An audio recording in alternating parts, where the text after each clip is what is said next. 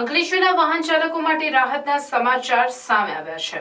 અતિ મહત્વપૂર્ણ ONGC overbridge વાહન વ્યવહાર માટે આજથી ખુલ્લો મૂકી દેવામાં આવ્યો છે।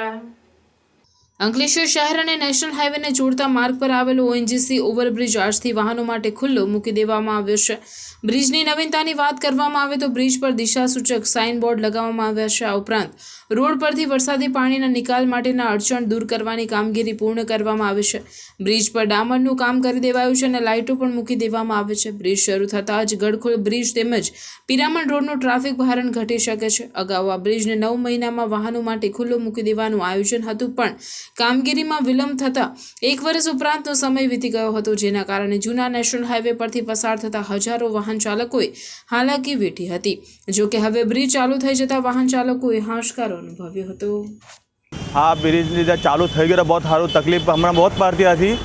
આ બ્રિજ ચાલુ થવામાં અમને બહુ રાહત મળી ગઈ અમને ને બહુ આભાર છે આપનો સરકારનું। તો અમારા બ્રિજ ચાલુ થઈ ગયો, અમારે રોજી રોજગાર બી ચાલુ થઈ ગए। આ બ્રિજ ચાલુ થઈ જાય તો તકલીફ પેટી અત્યાર સુધી આ 1.5 વર્ષ 1 વર્ષમાં એટલી તકલીફ થઈ અમારે। અમારો ધંધોદારી બી અમારો નથી ને હર ચીજમાં અમારે તકલીફ પડતી હતી। આ ચાલુ થઈ ગઈ તો અમને બહુ રાહત છે અમને બ્રિજ। શું ધંધો કરતા હતા? હે અમારે શાકભાજીનો ધંધો છે માર્કેટમાં, તો અમને રાહત છે। શાકભાજીનો મરઘીનો ધંધો છે અમારો। પહેલાં જે ગ્રાહક આવતા હતા ને હવે ગ્રાહક શું વધશે કે કેવું રહેશે હવે?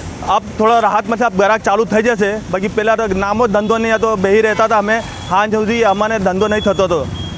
ઓએનજીસી બ્રિજને ચાલુ કરી દેવામાં આવ્યો છે।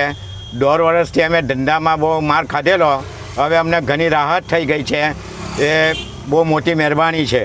1.5 વર્ષમાં પેસેન્જરને બી તકલીફ, પેસેન્જરો જ્યારે ઝઘડા બી થતા હતા, ભાડા વધારે માંગીએ તો પેસેન્જર કહે કે હવે 10 ચાલે છે તો તમે 20 કેમ લો? તો અમારે આખો 4 કિલોમીટરનો ફેરાવો ફરીને જવું હતું, 1 કલાક ટ્રાફિકમાં ઊભા રહેતા હતા। હવે અમને બહુ રાહત થઈ ગઈ છે।